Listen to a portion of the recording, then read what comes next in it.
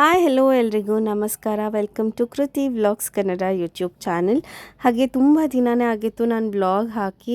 ಇದು ತುಂಬ lengthy vlog ಆಗಿದೆ, ಯಾಕಂದರೆ ಒಂದು ಇಡೀ ವಾರದ ವ್ಲಾಗ್ ಇಲ್ಲಿ ಕಂಬೈನ್ ಮಾಡಿ ಹಾಕಿದ್ದೀನಿ. ನಾವು ಕುಮಾರಿ ಆಂಟಿಯವ್ರ ಜೊತೆ ಹೋಗಿದ್ವಿ ಮದುವೆಗೆ. ತುಂಬಾ ದೂರ ಇತ್ತು ಇದು, ಸೊ ಅವ್ರ ಜೊತೆ ಬಂದಿದ್ವಿ.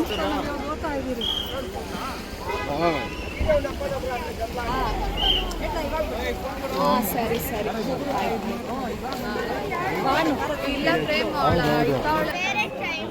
ಚೆನ್ನಾಗಿದೆ ನೀನು ಎತ್ಕೊ ಟೇಸ್ಟ್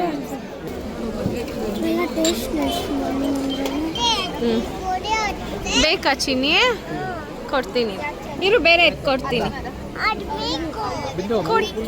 ಹೋಗಿದ್ದೇನೆ, ಎಂಟ್ರೆನ್ಸಲ್ಲಿ ಮಾಕ್ಟೈಲ್ಸ್ ಎಲ್ಲ ಇಟ್ಟಿದ್ರು, ಸೊ ತೊಗೊಂಡ್ವಿ. ತುಂಬಾ ಚೆನ್ನಾಗಿತ್ತು ಎಲ್ಲ ಫ್ಲೇವರ್ಸ್ ಕೂಡ. ಮಕ್ಕಳು ಕೂಡ ಎಲ್ಲ ಟ್ರೈ ಮಾಡಿದ್ರು.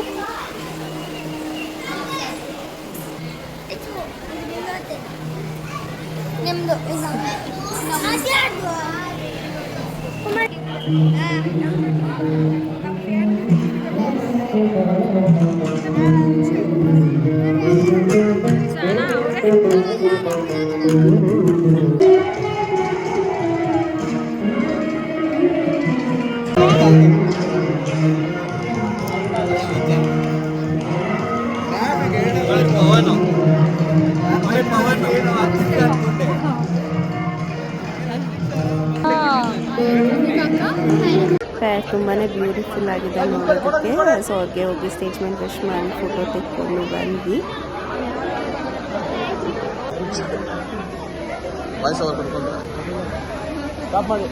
ಸರ್ ಒಂದು ನಿಮಿಷ ಫಾದರ್ ಕರ್ಕೊಂಬಂದ್ಬಿಟ್ಟಿದ್ದಾರೆ.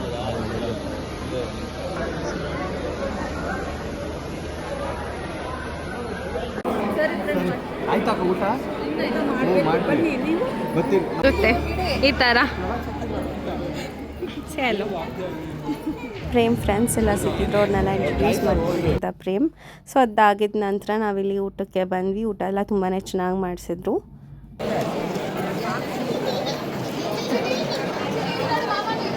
ಊಟದ ಹಾಲಿಂದ ಹೊರಗಡೆ ಬಂದರೆ ಫ್ರೂಟ್ಸ್ ಸಲಾಡ್ ಎಲ್ಲ ಇಟ್ಟಿದ್ರು. ಅಲ್ಲಿ ಈ ಫ್ರೂಟ್ಸಲ್ಲಿ ಇಷ್ಟು ಚೆನ್ನಾಗಿ ಯುನೀಕಾಗಿ ಮಾಡಿಸಿದ್ದಾರೆ, ತುಂಬಾ ಚೆನ್ನಾಗಿತ್ತು. ಆಗ ಕ್ಯಾಪ್ಚರ್ ಮಾಡಿದೆ. ನನ್ನ ನೇಬರ್ ಫ್ರೆಂಡ್ಸ್ ಎಲ್ಲ ಸಿಕ್ಕಿದ್ರು, ಅವ್ರನ್ನ ಹೊರಗಡೆ ಮಾತಾಡಿಸ್ಕೊಂಡು ಮತ್ತು ಇಲ್ಲಿ ಫ್ರೂಟ್ ಸಲಾಡ್, ಚಾಟ್ಸ್ ಎಲ್ಲ ಇತ್ತು, ಅದೆಲ್ಲ ತೊಗೊಂಡ್ವಿ. ಮತ್ತು ತೊಗೊಂಡು ಹೊರಡುವಾಗ ಪ್ರೇಮ್ ಫ್ರೆಂಡ್ಸ್ ಕೂಡ ಬಂದಿದ್ದರು ಸೆಂಡ್ ಆಫ್ ಮಾಡೋದಕ್ಕೆ. ಇವರು ನನ್ನ ಚಾನೆಲ್ನ ಸಬ್ಸ್ಕ್ರೈಬ್ ಮಾಡ್ತಿದ್ದಾರೆ ಅಂತ ಹೇಳಿದರು. ತುಂಬಾ ಖುಷಿ ಆಯಿತು, ನಾನು ಹೇಳೋಕ್ಕೂ ಮುಂಚೆ ಸಬ್ಸ್ಕ್ರೈಬ್ ಮಾಡ್ತಿದ್ದಾರೆ ಅಂತ ಹೇಳಿ. ಇದೆಲ್ಲ ಆಗಿದ ನಂತರ ಒಂದು 2 ಡೇಸ್ ನಂತರ ನಾನು ಈ ವ್ಲಾಗ್ನ ಮಾಡ್ತಿರೋದು ಮತ್ತು ಕಂಟಿನ್ಯೂ. ಮಕ್ಕಳನ್ನ ಸ್ಕೂಲಿಗೆ ಬಿಟ್ಟು ನಾನು ಭಾಸ್ಕರ್ ಅವತ್ತಿನ ದಿನ ಫಿಶ್ ತರೋಣ ಅಂತ ಹೋದ್ವಿ. ನನಗಂತೂ ತುಂಬಾ ಇಷ್ಟ ಆಗಿತ್ತು, ತುಂಬ ದಿನಗಳಾಗಿತ್ತು ಫಿಶ್ ಮಾಡಿದ್ದೀನಿ. ನನಗೆ ನೆನೆಸ್ಕೊಂಡಾಗೆಲ್ಲ ಟೆಂಪ್ಟ್ ಆಗ್ತಿರುತ್ತೆ ಫಿಶ್ ತಿನ್ನಬೇಕು ಅಂತ. ಮತ್ತು ಆ್ಯಸ್ ಯೂಶ್ವಲಿ ನಾವು ಇಲ್ಲಿ ಹೆಚ್ಚಿನ ಮಾರ್ಕೆಟ್ಗೆ ಬರೋದು ಫಿಶ್ ತೊಗೊಳಕ್ಕೆ.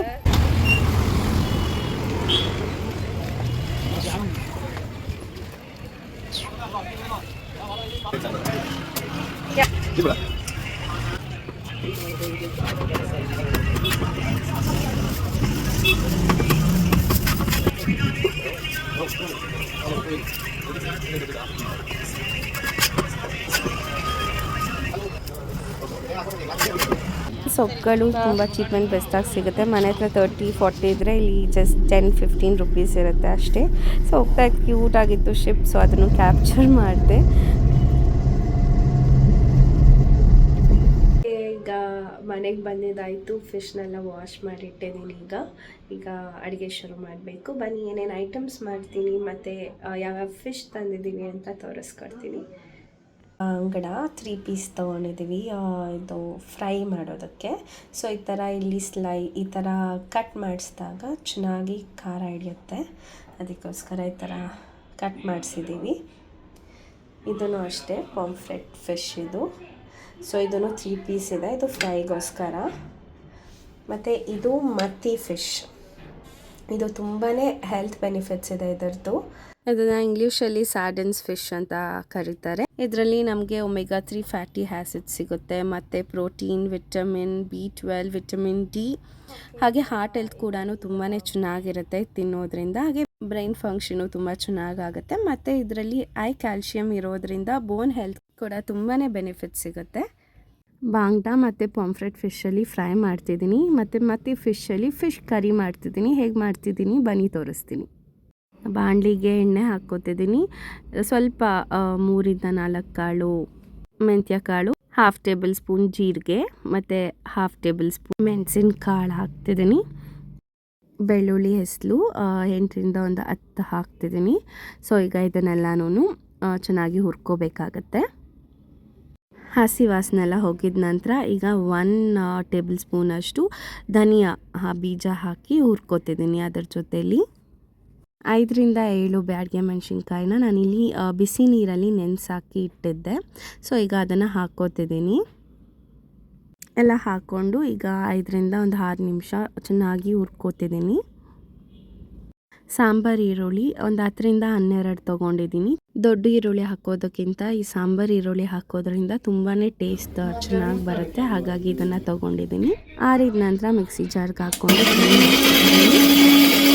ದೊಡ್ಡ ಬಾಣಲಿ ಇಟ್ಕೋತಿದ್ದೀನಿ. ಈಗ ಫಿಶ್ ಫ್ರೈ ಮಾಡೋದಕ್ಕೆ ಒಗ್ಗರಣೆ ಎಣ್ಣೆ ಹಾಕ್ಕೋತಿದ್ದೀನಿ. ಒಂದು 4-6 ಸ್ಪೂನ್ ಎಣ್ಣೆ ಹಾಕ್ಕೊತಿದ್ದೀನಿ. ಇಲ್ಲಿ ಸಾಸಿವೆ 1 ಟೇಬಲ್ ಸ್ಪೂನ್, ಚಿಟಪಟ ಅಂತಿದೆ. ಈಗ ಇದಕ್ಕೆ ಕರಿಬೇವು ಹಾಕ್ಕೊತಿದ್ದೀನಿ. 1 ಕಪ್ ತುಂಬ ಸಾಂಬಾರು ಈರುಳ್ಳಿನ ಹೆಚ್ಕೊಂಡು ಹಾಕ್ತಿದ್ದೀನಿ. ಮತ್ತು ಇದನ್ನು ಈಗ ಚೆನ್ನಾಗಿ ಬ್ರೌನ್ ಆಗೋವರೆಗೂ ಫ್ರೈ ಮಾಡ್ಕೋಬೇಕಾಗತ್ತೆ. 2 ಟೊಮೆಟೊ ಸಣ್ಣದಾಗಿ ಹಚ್ಕೊಂಡು ಇಲ್ಲಿ ಹುರ್ಕೋತಿದ್ದೀನಿ ಈರುಳ್ಳಿ ಜೊತೆಯಲ್ಲಿ. ಮಿಕ್ಸಿ ಜಾರಲ್ಲಿ ಗ್ರೈಂಡ್ ಮಾಡಿಟ್ಟಿದ್ವಲ್ಲ ಆ ಮಸಾಲಾನ ಈಗ ಇದಕ್ಕೆ ಹಾಕ್ಕೋತಿದ್ದೀನಿ. ಈ ಮಸಾಲ ಅದು ಹಸಿ ವಾಸನೆ ಹೋಗೋವರೆಗೂ ಚೆನ್ನಾಗಿ ಹುರ್ಕೋಬೇಕಾಗತ್ತೆ. ಈ ನೀರು ಸ್ವಲ್ಪನೂ ಹಾಕಬೇಡ್ದು, ಹಾಗೇ ಹುರಿಯೋದ್ರಿಂದ ಅದರದ್ದು ಟೇಸ್ಟ್ ಇನ್ನೂ ಚೆನ್ನಾಗಿರುತ್ತೆ. 5-10 ಮಿನಿಟ್ಸ್ ಆಗಿದ ನಂತರ ಈಗ ಮಸಾಲ ಹಾಕಿದ್ವಲ್ಲ ಅದಕ್ಕೇ ಸ್ವಲ್ಪ ನೀರು ಹಾಕಿ ಈಗ ಅದನ್ನು ಕುದಿಸ್ಕೊಳ್ತಿದ್ದೀನಿ. ಕುದೀತಿದೆ. ಈಗ ಇದಕ್ಕೆ 3/4 ಕಪ್ಪಷ್ಟು ಹುಣಸೆಹಣ್ಣು ರಸ ಹಾಕ್ಕೊತಿದ್ದೀನಿ. ಇದು ಹುಳಿ ನಿಮಗೆ ಎಷ್ಟು ಬೇಕು, ಹುಳಿ ಕಡಿಮೆ ಬೇಕು ಅಂದರೆ ಇನ್ನೂ ಸ್ವಲ್ಪ ಕಡಿಮೆನೇ ಹಾಕ್ಬೋದು. ಈಗ ಇಲ್ಲಿ ತೆಂಗಿನ ಹಾಲು ಹಾಕ್ಕೊತಿದ್ದೀನಿ 1 ಕಪ್ಪು. ಸೊ ಇದು ಕೊನೆಯಲ್ಲಿ ಹಾಕ್ಕೋಬೇಕಾಗುತ್ತೆ. ಕೊನೆಯಲ್ಲಿ ಹಾಕಿದ ನಂತರ ಸ್ವಲ್ಪ ಹೊತ್ತು 5 ನಿಮಿಷಗಳ ಕಾಲ ಕುದಿಸ್ಕೋಬೇಕು. ಮತ್ತು ಫಿಶ್ ಹಾಕ್ಕೊಳ್ತಿದ್ದೀನಿ ನಾನಿಲ್ಲಿ. ಇದು ತುಂಬ ಸಣ್ಣದಾಗಿದೆ, ಅದಕ್ಕೋಸ್ಕರ ನಾನು ಉಪ್ಪು ಖಾರ ಹಾಕಿಲ್ಲ. ಇನ್ನು ನಾನು ಬಾಂಗ್ಡಾ ಫಿಶ್ ಕರಿ ಎಲ್ಲ ಮಾಡುವಾಗ ಉಪ್ಪು ಖಾರ ಅರಿಶಿನ ಎಲ್ಲ ಹಾಕಿ ನೆನೆಸಿ ಇಟ್ಬಿಟ್ಟು ನಂತರ ಹಾಕ್ತೀನಿ. ಇದು ಸಣ್ಣ ಇದೆ ಅಲ್ವಾ, ಸೊ ಹಾಗೆ ಹಾಕ್ತಿದ್ದೀನಿ. ಇಲ್ಲಿ ಲಿಡ್ ಕ್ಲೋಸ್ ಮಾಡಿ ಒಂದು 5 ಮಿನಿಟ್ಸ್ ಬಿಟ್ಟರೆ ಸಾಕು, ಆಗಿರುತ್ತೆ. ಸೊ ನೋಡ್ತಿದ್ದೀರಲ್ಲ ಎಷ್ಟು ಚೆನ್ನಾಗಾಗಿತ್ತು ಗೊತ್ತಾ ಫಿಶ್ ಕರಿ. ಸೊ ನೀವು ಟ್ರೈ ಮಾಡಿ, ಕಾಮೆಂಟಲ್ಲಿ ತಿಳಿಸ್ಕೊಡಿ, ನನಗೂ ಖುಷಿ ಆಗುತ್ತೆ. ನಾನು ಮಾಡ್ತಿರೋ ರೆಸಿಪಿ ಹೇಗಿದೆ, ಜನಗಳಿಗೆ ಇಷ್ಟ ಆಗ್ತಿದೆಯಾ ಇಲ್ವಾ ಅಂತ ನನಗೂ ತಿಳ್ಕೊಬೇಕು ಅಂತ ಆಸೆ. ಸೊ ಅದಕ್ಕೋಸ್ಕರ ಈಗ ಲಾಸ್ಟಲ್ಲಿ ಕೊತ್ತಂಬರಿ ಸೊಪ್ಪನ್ನ ಗಾರ್ನಿಷ್ ಮಾಡ್ತಿದ್ದೀನಿ. ಮತ್ತು ಫಿಶ್ ಕರಿ ರೆಡಿ ಆಗಿದೆ. ಬಾಂಗ್ಡಾ ಫಿಶ್ ಫ್ರೈ ಮತ್ತು ಪಾಂಫ್ರೆಟ್ ಫಿಶ್ ಫ್ರೈಗೆ ನಾನಿಲ್ಲಿ ಮಸಾಲ ಹಾಕ್ಕೋತಿದ್ದೀನಿ. 3-4 ಟೇಬಲ್ ಸ್ಪೂನಷ್ಟು ಜಿಂಜರ್ ಗಾರ್ಲಿಕ್ ಪೇಸ್ಟ್ ಹಾಕ್ಕೋತಿದ್ದೀನಿ. 1/2 ಟೇಬಲ್ ಸ್ಪೂನಷ್ಟು ಜೀರಿಗೆ ಪುಡಿ ಹಾಕಿದ್ದೀನಿ. 1/2 ಟೇಬಲ್ ಸ್ಪೂನಷ್ಟು ಅರಿಶಿನ ಪುಡಿ, ರುಚಿಗೆ ತಕ್ಕಷ್ಟು ಉಪ್ಪು ಹಾಕ್ಕೋತಿದ್ದೀನಿ. ಖಾರದ ಪುಡಿ ಹಾಕ್ಕೋತಿದ್ದೀನಿ. ನಿಮಗೆ ಖಾರ ಎಷ್ಟು ಬೇಕೋ ಅಷ್ಟು ನೋಡಿ ಹಾಕ್ಕೊಳ್ಳಿ. ನಾವು ಸ್ವಲ್ಪ ಖಾರ ಜಾಸ್ತಿನೇ ತಿನ್ನೋದು, ಅದಕ್ಕೆ ಸ್ವಲ್ಪ ಜಾಸ್ತಿ ಹಾಕಿದ್ದೀನಿ. ಹೀಗೆ 1 ನಿಂಬೆಹಣ್ಣು ರಸ ಹಿಂಡಿ ಹಾಕಿದ್ದೀನಿ. ಮತ್ತು ಕೊನೆಯಲ್ಲಿ ಸ್ವಲ್ಪ ಎಣ್ಣೆ ಹಾಕ್ಕೋತಿದ್ದೀನಿ. ಈಗ ಸ್ವಲ್ಪ ನೀರು ಹಾಕ್ಕೊಂಡು ಅದನ್ನು ಚೆನ್ನಾಗಿ ಬೆರೆಸ್ಕೋಬೇಕಾಗತ್ತೆ. ಈ ಥರ ಪೇಸ್ಟ್ ರೀತಿ ಆಗೋ ಥರ. ಈಗ ಫಿಶ್ ಫ್ರೈ ಮಾಡೋದಕ್ಕೆ ಫಿಶ್ ಮೇಲೆ ಮಸಾಲಾನೆಲ್ಲನೂ ಹಚ್ಕೋಬೇಕಾಗತ್ತೆ ಈ ರೀತಿ. ಸೊ ಅದು ಕಟ್ ಮಾಡಿಸಿದ್ದೀನಲ್ಲ ಅದ್ರ ಒಳಗಡೆ ಸಹ ಚೆನ್ನಾಗಿ ಅದರದ್ದು ಪೇಸ್ಟ್ ಹಾಕೋದ್ರಿಂದ ಚೆನ್ನಾಗಿ ಉಪ್ಪು ಖಾರ ಹಿಡಿಯುತ್ತೆ. ತಿನ್ನೋದಕ್ಕೂ ತುಂಬಾ ಚೆನ್ನಾಗಿರುತ್ತೆ. ಮಸಾಲ ಹಾಕಿದ ನಂತರ ನಾವೆಷ್ಟು ಟೈಮ್ ಅದು ಉಪ್ಪು ಖಾರ ಹಿಡಿಯೋಕ್ಕೆ ಬಿಡ್ತೀವಿ ಅಷ್ಟು ಚೆನ್ನಾಗಿರುತ್ತೆ ಅದು ತಿನ್ನೋವಾಗ. ನಾನು ಪ್ಯಾನ್ಗೆ ಎಣ್ಣೆ ಹಾಕ್ಕೋತಿದ್ದೀನಿ. 3-4 ಟೇಬಲ್ ಸ್ಪೂನಷ್ಟು ಎಣ್ಣೆ. ಸೊ ನಾನು ಇಲ್ಲಿ ಡೀಪ್ ಫ್ರೈ ಏನೂ ಮಾಡ್ತಿಲ್ಲ, ಹಾಗೆ ಜಸ್ಟ್ ಫ್ರೈ ಮಾಡ್ತಿರೋದು. ಈ ರೀತಿ ಮಾಡ್ಕೊಂಡು ತಿನ್ನೋದ್ರಿಂದ ಹೆಲ್ತ್ಗೂ ತುಂಬಾ ಒಳ್ಳೆಯದಲ್ವ, ಅದಕ್ಕೋಸ್ಕರ ಎಣ್ಣೆ ಚೆನ್ನಾಗಿ ಕಾಯಬೇಕು. ನೋಡಿ ಈಗ ಕರಿಬೇವು ಹಾಕಿದ ತಕ್ಷಣ ಚಿಟಪಟ ಅನ್ನಬೇಕು, ಆಗ ಕಾದಿದೆ ಅಂತ. ಸೊ ಅದಾಗಿದ ನಂತರ ಈಗ ಫಿಶ್ ಫ್ರೈನ ಹಾಕ್ತಿದ್ದೀನಿ. ಈಗ ಫಿಶ್ ಹಾಕ್ತಿದ್ದೀನಿ. ಫಿಶ್ ಹಾಕಿದ ನಂತರ ಅದ್ರ ಮೇಲೂ ಸ್ವಲ್ಪ ಎಣ್ಣೆ ಹಾಕಬೇಕಾಗತ್ತೆ. ಮಸಾಲ ಜಾಸ್ತಿ ಇದ್ದರೆ ಚೆನ್ನಾಗಿರುತ್ತೆ. ಸೊ ಅದಕ್ಕೋಸ್ಕರ ಮತ್ತೆ ಮಸಾಲಾನ ಅದ್ರ ಮೇಲೆ ಹಾಕ್ಕೋತಿದ್ದೀನಿ. ಸೊ ಹಾಕ್ಕೊಂಡಿದ ನಂತರ ಈಗ ಒಂದು ಸೈಡ್ ಆಗಿದೆ, ಮತ್ತು ಇನ್ನೊಂದು ಸೈಡು ತಿರುಗಿಸ್ಕೋಬೇಕು. ತಿರುಗಿಸ್ಕೊಂಡಿದ ನಂತರ ಎಲ್ಲ ಕಡೆಯೂ ಎಣ್ಣೆ ಸ್ಪ್ರೆಡ್ ಆಗೋ ರೀತಿ ಮಾಡಿಕೊಂಡು ಈಗ ಅದನ್ನು ಇನ್ನೊಂದು ಸೈಡ್ ಹುರ್ಕೋಬೇಕಾಗತ್ತೆ. ಸೊ ಇಲ್ಲೂ ಅದೇ ರೀತಿ ಮಸಾಲ ಹಾಕ್ಕೊತಿದ್ದೀನಿ.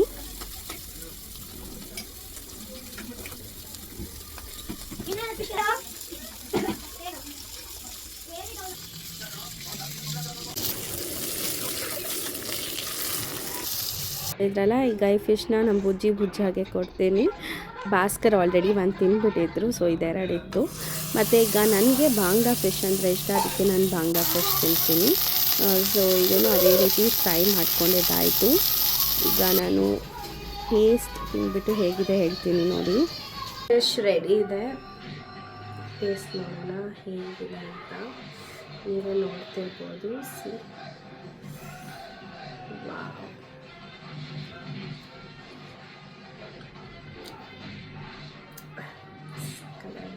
ನೀವು ಟ್ರೈ ಮಾಡಿ ಹೇಗಿತ್ತು ಅಂತ ಕಮೆಂಟ್ ಮಾಡಿ, ಓಕೆನಾ. ಸಾರು ನೋಡಿ ಈ ರೀತಿ ಆಗಿದೆ. ಈಗ ನಮ್ಮ ಬುಜ್ಜಿ ಸ್ಕೂಲಿಂದ ಬಂದಿದ ತಕ್ಷಣ ಫಿಶ್ ಇಷ್ಟ ಅಂತ ಫಿಶ್ ತಿಂತಿದ್ದಾಳೆ. ಹೆಂಗಮ್ಮ ಇದೆ ಚಿನಿ? ಹಾಗೆ ನೆಕ್ಸ್ಟ್ ಡೇ ವೀಕೆಂಡ್ ಸ್ಯಾಟರ್ಡೇ ಆಗಿತ್ತು. ಅವತ್ತಿನ ದಿನ ನಾವು ಒಬ್ರದ್ದು ಗೃಹ ಪ್ರವೇಶಕ್ಕೆ ಹೋಗಬೇಕಿತ್ತು. ಅದು ನಮ್ಮ ನೇಬರೇ, ನಮ್ಮ ಮನೆ ಪಕ್ಕನೇ ಇದ್ದಿದ್ದು ರೂಬಿ ಅಂತ. ಸೊ ಅವ್ರ ಮನೆ ಗೃಹ ಪ್ರವೇಶಕ್ಕೆ ಬಂದಿದ್ದೀವಿ. ಹೋಗಿದ್ದೇನೆ, ವೆಲ್ಕಮ್ ಡ್ರಿಂಕ್ ತೊಗೊಂಡ್ವಿ.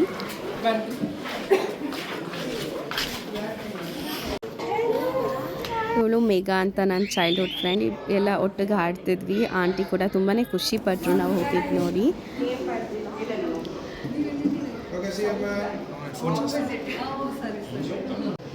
ವಿಶ್ ಮಾಡಿ ಕಂಗ್ರ್ಯಾಚುಲೇಷನ್ಸ್ ಹೇಳಿ ಫೋಟೋಸ್ ಎಲ್ಲ ತೆಕ್ಕೊಂಡ್ವಿ. ಮತ್ತು ತುಂಬಾ ದೂರ ಇತ್ತು ಇವ್ರ ಲೊಕೇಶನ್ ಸಹ. ಆಲ್ಮೋಸ್ಟ್ 2 hours ಆಯಿತು ಟ್ರಾವ್ಲಿಂಗೇ ಬರೋದಕ್ಕೆ. ಆದರೂ ಇದೆಲ್ಲ ಲೈಫ್ ಟೈಮ್ ಮೆಮೊರೀಸ್. ಅವ್ರಿಗೂ ಬೇಕಾದವ್ರನ್ನ ಕರೆದಿರ್ತಾರೆ, ನಾವು ಹೋದರೆ ಅವ್ರಿಗೂ ತುಂಬಾ ಖುಷಿ ಆಗುತ್ತೆ. ಸೊ ನಾವು ಹೋಗಿ ನೋಡಿದ್ವಿ. ತುಂಬಾ ಒಳ್ಳೆಯದಾಗಲಿ ಅಂತ ವಿಶ್ ಮಾಡ್ತೀನಿ ವಿಡಿಯೋ ಮುಖಾಂತರ. ಸೊ ಇಂಟೀರಿಯರ್ಸ್ ಎಲ್ಲ ತುಂಬಾ ಚೆನ್ನಾಗಿ ಮಾಡಿಸಿದ್ದಾರೆ. ಅದನ್ನು ಸ್ವಲ್ಪ ಕ್ಯಾಪ್ಚರ್ ಮಾಡಿದ್ದೀನಿ, ನೋಡ್ತಿದ್ದೀರಲ್ಲ.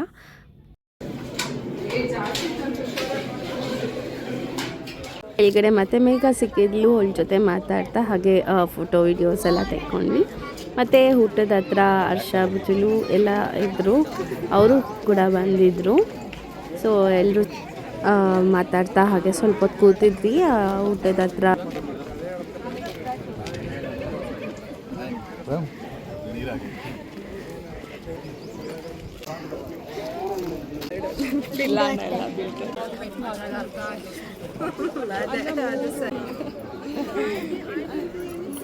ಮತ್ತು ಊಟಕ್ಕೆ ಹೋಗಿದ್ವಿ. ಒಬ್ಬಟ್ಟು ಊಟ ತುಂಬಾ ಚೆನ್ನಾಗಿ ಮಾಡಿಸಿದ್ರು. ಎಲ್ಲ ಐಟಮ್ ಕೂಡ ತುಂಬಾ ಸಖತ್ತಾಗಿತ್ತು. ಮತ್ತು ಕೊನೆಯಲ್ಲಿ ಐಸ್ ಕ್ರೀಮ್ ತಗೊಂಡು ಹೊರಟ್ವಿ.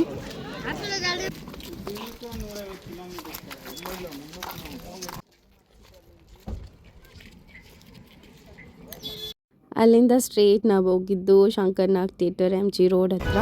ಸೊ ಇಲ್ಲಿ ಯಾಕೆ ಬಂದಿದ್ದೀವಿ ಅಂದರೆ ನಮ್ಮಮ್ಮ ಮೂವಿ ನೋಡಬೇಕು ಅಂತ ಹೇಳ್ತಿದ್ರು. ಅವತ್ತು ಬೇರೆ ರೋಸ್ ಡೇ ಇತ್ತು.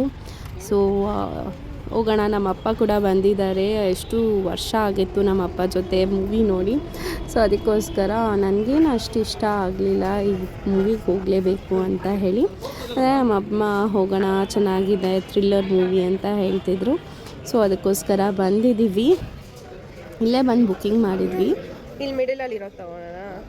ಇಲ್ಲಿ ಮಿಡಲಲ್ಲಿ ಇರುತ್ತೆ, ಮೇಲ್ಗಡೆ 1 2 3 ಅದ್ರ ಮೇಲೆ ಹಾಕಿ. ಇಲ್ಲಿ ಅದ್ರ ಕೆಳಗಡೆ ಸೆಂಟರ್ಗೆ ಹಾಕಿ. ಸೆಂಟರ್ ಹಾಂ ಅದೇ.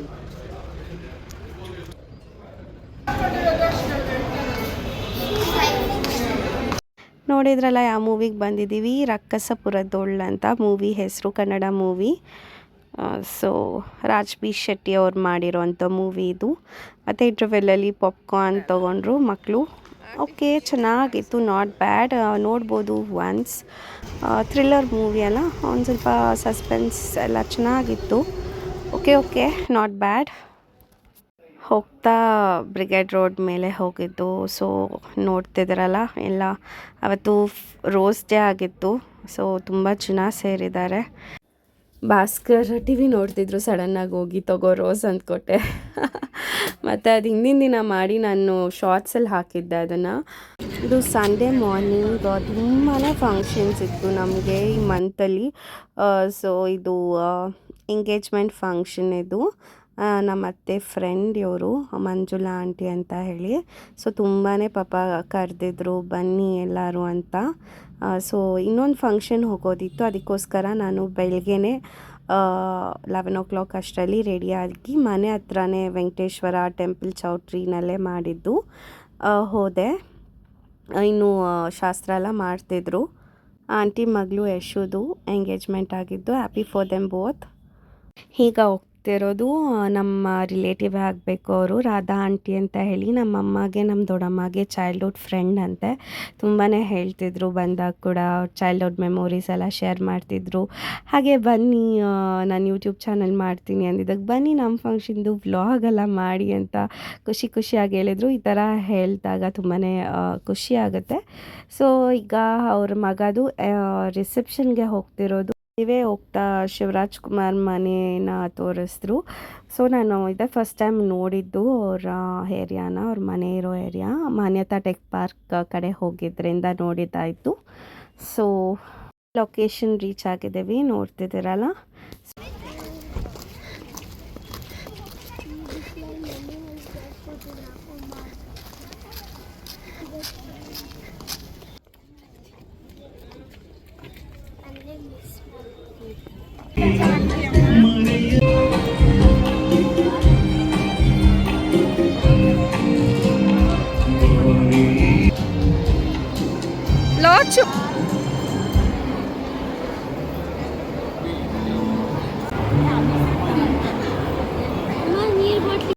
ಪೇರ್ ತುಂಬಾ ಕ್ಯೂಟ್ ಆಗಿದೆ. ಸೊ ವಿಶಸ್ ಮಾಡಿದ್ವಿ ಸ್ಟೇಜ್ ಮೇಲೆ ಹೋಗಿ.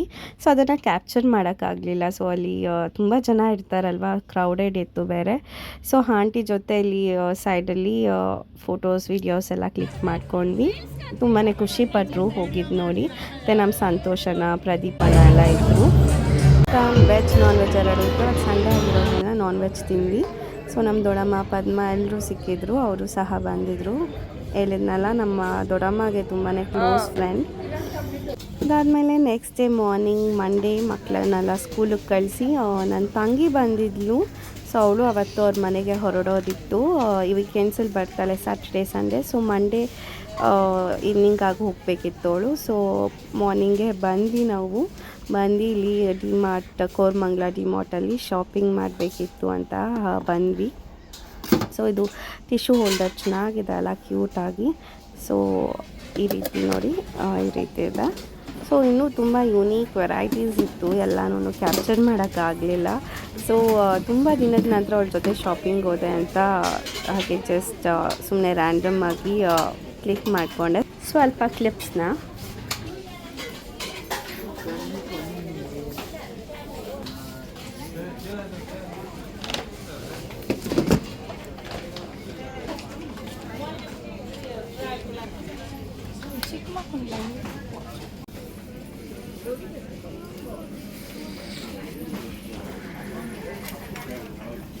ಇದಿಷ್ಟ ಆಗಿತ್ತು ನಮ್ಮ ವ್ಲಾಗ್. ಇಷ್ಟ ಆಗಿದ್ದಲ್ಲಿ ದಯವಿಟ್ಟು do like, share and subscribe to my YouTube channel Kruti vlogs Kannada ಅಂತ ಹೇಳ್ತಾ ಇಲ್ಲಿಗೆ ನಾನು ಈ ವ್ಲಾಗ್ನ ಮುಗಿಸ್ತಿದ್ದೀನಿ. ಕೊನೆಯಲ್ಲಿ ಪಿಕ್ಚರ್ಸ್ ಆ್ಯಡ್ ಮಾಡಿದ್ದೀನಿ ನೋಡಿ.